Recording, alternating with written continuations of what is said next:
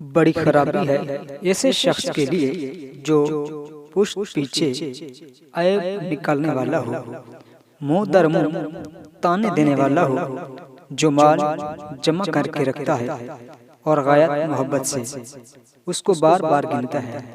वो ये गुमान करता है कि उसका माल उसके पास हमेशा रहेगा। हरगिज नहीं, ये माल हमेशा नहीं रहेगा। खुदा की कसम, ये शख्स ऐसी आग में डाल दिया जाएगा कि उसमें जो चीज पड़ जाए वो आग उसको तोड़ फोड़ कर डाल दे। आप सल्लल्लाहु अलैहि वसल्लम को खबर भी है वो कैसी तोड़ देने वाली आग है।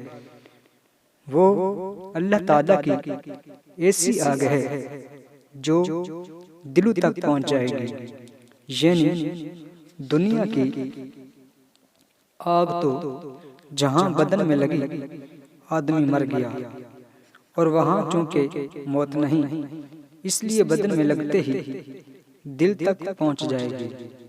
और दिल की जरा सी ठेस भी आदमी को बहुत महसूस होती है, और वो आग उन लोगों पर बंद कर दी जाएगी।